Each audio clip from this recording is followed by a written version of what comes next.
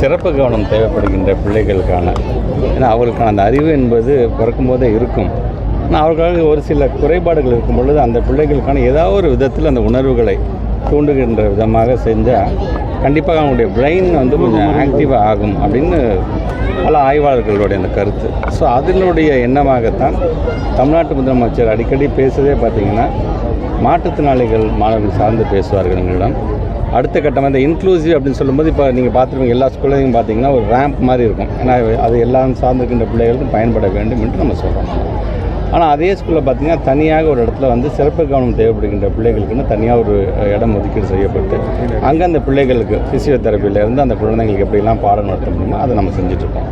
இப்போ இந்த autism spectrum disorder சார்ந்து இருக்கக்கூடிய அல்லது இந்த attention deficit hyper activity disorder, இந்த ADHD அப்படின்லாம் சொல்கிறாங்க பார்த்தீங்களா, இது சார்ந்து பாதிக்கப்பட்டிருக்கின்ற அந்த குழந்தைங்களுக்கு ஏதோ ஒரு விதத்தில் ஒரு தூண்டுதல் இருந்துச்சுன்னா அவங்களாலையும் அறிவு சார்ந்து சிந்திக்க முடியும், அவங்களாலையும் ஒரு 2-3 எழுத்துக்களை அவங்களால எழுத்துக்கூட்டி படிக்க முடியும், அவங்களால எழுத முடியும் அப்படிங்கிற அளவிற்கு அதை செய்திட வேண்டும் என்று ஆசைப்பட்டோம். ஆனால் இந்த மல்டி சென்சரி பார்க்கை பொறுத்தவரைக்கும் கிட்டத்தட்ட பார்த்திங்கன்னா இப்போ ஒரு ஸ்டேஷன் இப்போ நம்ம தொடங்கியிருக்கோம்னா இது ஒரு 13 லட்சம் ரூபாயில் நம்ம தொடங்கியிருக்கோம் என்று சொன்னால் கிட்டத்தட்ட ஒரு 20 யூனிட் அந்த மாதிரி கிட்டத்தட்ட ஒரு 2.36 கோடி மதிப்பீட்டிலேருந்து செய்ய வேண்டும் என்கின்ற ஒரு சிந்தனையின் மூலமாக இன்றைக்கி புழலில் இருக்கக்கூடிய இந்த பொப்புளிராஜ அரசு மேல்நிலைப் பள்ளியில் தனியான ஒரு இடத்தை ஒதுக்கி இதில் கிட்டத்தட்ட ஒரு 14 விதமான ஆக்டிவிட்டீஸ் அந்த குழந்தைங்களுக்கு சொல்லுது. அது தொடர்றது மூலமாக ஒரு சைக்கோமோட்டார் ஸ்கில்ஸ் தேவை. அந்த குழந்தைங்க அந்த இயக்கம் சார்ந்து கைகளை நகர்த்திய அது மாதிரி சில குழந்தைங்க சிலதுக்கு ஒரு அச்ச உணர்வு இருக்கும். உயரத்தை பார்த்தா சில குழந்தைங்களுக்கு அச்ச உணர்வு இருக்கும்.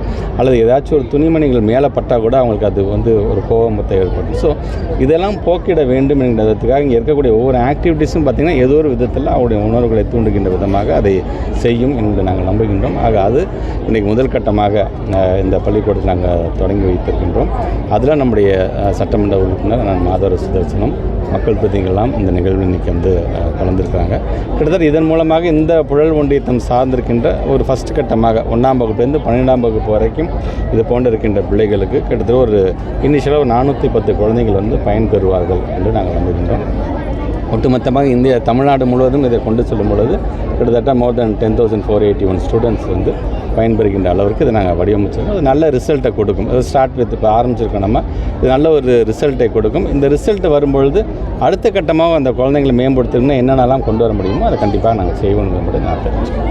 சார், இப்போ இந்த 1ஆம் வகுப்பு 5ஆம் வகுப்பு பாடத்திட்டம் ஏன்னா நீங்கள் ஆன்லைனில் நாங்கள் கேட்டிருக்கோம். நாங்கள் யாரெல்லாம் உங்களுடைய கருத்துக்களை நீங்கள் சொல்லலாம் அப்படிங்கிற மாதிரி நாங்கள் சொல்லியிருக்கோம். அனதர் திங் இந்த 10ஆம் தேதியிலேருந்து பிப்ரவரி மாதம் 10ஆம் தேதி வரைக்கும் ஒவ்வொரு மாவட்டமாக அங்கே சென்று அங்கே இருக்கக்கூடிய நம்முடைய ஸ்டூடெண்ட்ஸ், பேரண்ட்ஸ், அங்கே இருக்கின்ற எஜுகேட்டர்ஸ் அப்படின்னு காலம்பர 10 மணிலேருந்து 4:30 மணி வரைக்கும் அவருடைய கருத்துக்களை கேட்கணும். ஸோ இது சார்ந்து ஒரு நல்ல முடியாது. இன்றைக்கி காலகட்டத்திற்கு நம்ம நிறையா டெக்னாலஜிஸ் வந்துருச்சு. இன்றைக்கி காலகட்டத்துக்கு பிள்ளைகளுக்கு ஒரு மகிழ்ச்சியான ஒரு கற்றல் கற்பித்தல் ரெண்டுமே அமைந்திட வேண்டும் என்கின்ற விதத்தில் தான் ஒரு ப்ரெஷர் இருக்கக்கூடாது. குழந்தைங்க ஒரு மகிழ்ச்சியோடு அதை கற்றுக்க வேண்டும்.